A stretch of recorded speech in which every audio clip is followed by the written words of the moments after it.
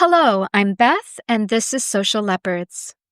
Making a big move geographically can be life-changing, and today's story is about a man who moved along with his family from Massachusetts to Oregon, and how that impacts the way he now views life in general. As someone who moved around a lot when I was growing up, it struck a chord, and I hope you enjoy the way this story unfolds. When I started this season of reflections, the first story I shared was about Stephanie Clemens, who went through a lot as she decided to shift her career life around to find better balance. This story is also about finding better balance, and it's written by Substack.com creator Skip Concannon, and he actually has several articles about how this big cross-country move impacted his family, his cultural views, and his community. And with that, I'll begin reading. What You Hear When the Noise Stops: How Moving from Boston to Rural Oregon Forced Me to Confront Who I Really Was Beneath All the Noise.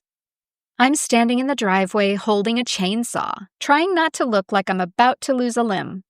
Kevin, my friend who comes from generations of loggers, is explaining something about kickback and the saw break while I nod in agreement. The truth is, 6 months ago, I couldn't tell you the difference between a still and a steelhead. Now, here I am, preparing to cut firewood because I live in a house heated by a wood stove, and winter is coming. Winter is always coming. It was a 90-degree day in June. But the hardest part about moving from Boston to rural Oregon isn't learning to use new tools or being snowbound after winter storms. It's the quiet and what you hear when the noise finally stops. When people back in Boston heard I was moving to Oregon, they'd nod approvingly. At least you're going to a progressive state, they'd say, as if they knew both my politics and my destination. They were wrong on both counts. I'm a libertarian, and I landed in a part of Oregon that wants to secede to Idaho. But the real shock wasn't cultural. It was discovering that my entire sense of self-worth was built on a foundation I didn't even recognize until it crumbled. I used to believe my worth was measured in productivity, that if I wasn't worried about boosting revenue, managing clients, or outworking the competition, I wasn't pulling my weight, not just at work, but in life.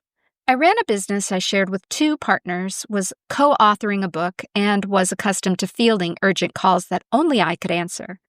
I knew exactly where I stood in the pecking order, and that clarity was reassuring. There's something soothing about being needed all the time, about having your phone buzz with decisions only you can make. When COVID decimated my wife's business, we decided if there was ever a time for change, that time was now. We settled in a small town along the Rogue River, about an hour north of the California border. I used to fantasize about peace and quiet. Then I got it. And I realized the noise had been covering up restlessness, self-doubt, and the uncomfortable realities of aging. In the stillness, I heard myself clearly for the first time in years, and it wasn't always flattering. That emotional reckoning was the hardest part of this transition. Here, nobody cares who I used to be. I'm just another dude at the hardware store seeking assistance navigating his latest plumbing misadventure. The loss of professional identity was more disorienting than I expected. Without the constant validation of being needed, I had to confront a heavy question.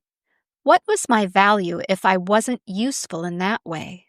I wasn't productive in the old sense, but gradually I found worth. I realized presence might be a different sort of ambition. But in that uncomfortable space, I started to see things I'd been too busy to notice before. The first thing I noticed when things slowed down was my marriage. Out here, there's more room for eye contact. My wife and I might fight more now, but we also talk and spend more time together. Our marriage grew more settled and deeper, like a river, instead of the constant churn of a tide pool. In Boston, we managed a family. Here, we're forced to coordinate almost everything. Living rural means planning trips off the mountain for shopping and errands. Things that used to be quick individual decisions now require discussion. You can't just run down the street for milk and be back in 5 minutes. We have to be prepared and on the same page for needs both routine and extraordinary. Having go bags and escape routes in case of wildfire tends to forge a symbiotic working relationship. She probably sees more of who I am now, and it's not always great, but it's honest. The noise that used to fill our days had been masking things. Not always bad things, necessarily, but real things. The parts of ourselves that only emerge when there's space for them. I was afraid she'd be isolated and lonely. My wife's gregarious. She has a touch of the Blarney, having been raised less than 10 miles from Blarney Castle, and has always been the social director amongst her friends. I worried that losing her large social circle would take a toll, but she'd already immigrated from Ireland and moved to Maryland before Florida and eventually to Boston, adapting to new places and making friends each time. She proved more resilient than I expected, and I should have known better. Shame on me for underestimating a tough woman who'd built a life from scratch in a new country. She misses her friends, but she's made new ones and found her rhythm. Community isn't just about proximity, it's about shared purpose.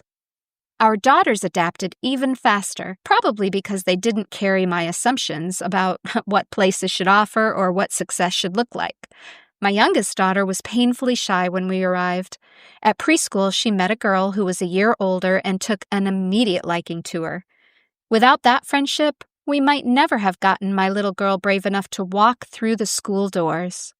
My oldest daughter fell in love with her first grade teacher and now consistently talks about becoming a teacher herself.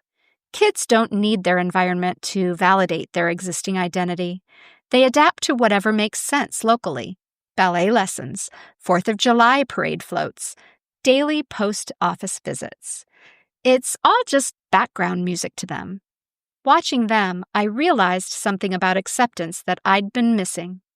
They weren't trying to preserve who they used to be. They were just becoming who they needed to be. That same flexibility, it turns out, runs deeper in this community than I'd expected. I see it in the people who've become my teachers here. Kevin, who was teaching me the art of chainsaw maintenance sans the Zen, represents something I'd rarely encountered in previous circles. His family has been in logging for generations. When the timber industry collapsed, they didn't leave. They adapted, started tree services, learned new skills while keeping the old ones. There exists a willingness to reinvent here that has nothing to do with credentialism or career advancement. His approach to teaching reflects that same practical wisdom. Using the saw isn't rocket science, Kevin tells me while I'm struggling with chain sharpening, but it'll hurt you if you don't respect it. The culture shock wasn't about rural versus urban. It was about discovering a community organized around different values than what I'd known. The Northeast has always focused on credentials and polish. Here, I learned to appreciate people who could actually fix things when they broke. Rural Oregon didn't convert me to some pastoral ideal. It gave me the context to recognize something I'd been conditioned to overlook. In the calm, I started to understand that humility might be more valuable than I thought.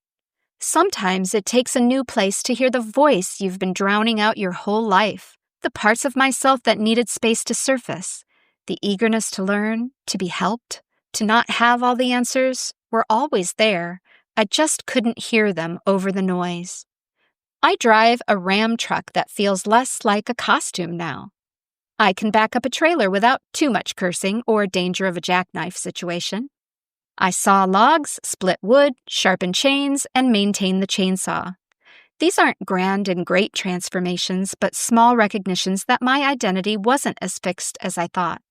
The mountain views grew on me gradually, not instantaneously or in some dramatic revelation. The people are more interesting and skilled in ways I love. I've made friends, and though I'm not much for nightlife anymore, it's good to know that I have people to call if I need help with a busted pipe or want to grab a beer. I'm still a city boy.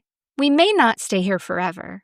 I want my daughters to experience more of the world, different types of communities. I could have a third act left in me yet, but I had to let go of the belief that a slower life is a smaller life. This isn't a love letter to rural living. It's an admission that I discovered parts of myself I didn't know were there. The mountains didn't change me. They offered me room to figure out what mattered. Sometimes the quiet teaches you things the noise never could. The end. My first thoughts as I read this story were around the quiet truth surrounding such a big move, and how Skip shows a sense of humility, curiosity, and openness. It's almost as if his new surroundings were prompting him to migrate his mindset over time, of course, where listening became more important than speaking. I love the idea that identity isn't fixed and that our very environment can offer a mirror for possibilities we forgot to even imagine. Sometimes the best revelations come out of those most ordinary of moments. That sound of a chainsaw, the comfort of friends nearby, the steady presence of a mountain skyline. I felt a sense of freedom as I began to realize that your story doesn't have to match everyone else's ideal. The value of a life isn't measured by its speed or its accolades, but by the way it makes room for growth and connection. I experienced my share of community culture changes as I moved around growing up. At first, of course, I was too young to really identify or recognize the subtle shifts on how life was lived as we entered a new community, and I think I was very resilient, much like Skip kind of explains about his children. I think the first time I really understood was this move from Louisville, Kentucky to Central Illinois. I got to school as a fresh-faced sixth grader among a bunch of snarky, judgmental peers, and they quickly did what sixth graders will do. They started to make fun of my slight southern drawl and my propensity to use the word y'all, and it was a bit of a tough transition. Now, that's very kid-oriented in my perspective. And, just to kind of paint the picture, I was also sporting these wire-rimmed glasses and really stringy, straight blonde hair. Imagine a young female John Lennon look. But because I was a kid, I did make adjustments and soon found the things about Central Illinois that made life more bearable. I found a very small circle of friends who weren't judgy. I found ways to integrate into the community without totally losing my earlier little identity that was still forming and growing. I spent a lot of time listening rather than acting, especially in that first year following the move. I know that reflecting back on a time when I wasn't sporting a fully formed frontal lobe and coping through the lens of a preteen isn't a parallel to the story Skip shares about his move, but reading stories like this still kind of bring up a lot from my past that I can then reflect upon, and sometimes I do find a new appreciation for all of these abrupt shifts in my childhood because ultimately they did shape the way I migrated into true adulthood. Later in life, I made a move to Central Indiana. My ex-husband had a unique job opportunity there, and to keep the story short, my life had sort of imploded. I was in California at the time, so it simply made sense, almost seemed like a sign that it was time to move, to make sure the kids we shared were in a better situation, with both parents co-located. And though I moved from a mid-sized city to a mid-sized city, that West Coast culture and climate is vastly different from the Midwest. Lucky for me, I had lived in the Midwest before, so it was more like a return from whence I came kind of story in that sense. In retrospect, that was absolutely the best move I ever made. I'm grateful for this last move because it brought me closer to my mom, and my kids seemed to really be thriving in Indiana. And ultimately, I had the good fortune to meet a great guy, which I guess did require one smaller move 60 miles northwest after we married. That was 5 years into the relationship, and I didn't solidify the move until my youngest graduated from high school. I also feel confident that this is the place I'll retire and live happily ever after, so that carries a small comfort in its own right. To anyone listening, even if your life hasn't involved a major geographical change, there are opportunities to appreciate where you are right now. I hope you find a moment today to sit with your own quietness, to let the noise fall away and to listen for the voice that's been waiting for you to hear it. Whether you're in the city or the country, surrounded by bustle or blanketed by silence, this story encourages us to seek to discover something new about ourselves. Maybe, like Skip, each of us can find that the most meaningful changes aren't dramatic. They're gentle recognitions that give you permission to become more fully who you are. Thanks for sharing this time with me today with its quiet lessons and unspoken invitations. But before I sign off, let's talk briefly about next week. Next week, I'm returning to the main topic from the beginnings of this podcast.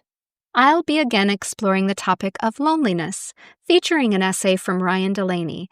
It's a reminder that pausing our digital obsession may be the key to a more authentic connection in our own communities. I look forward to sharing it with you. Until next time, take care.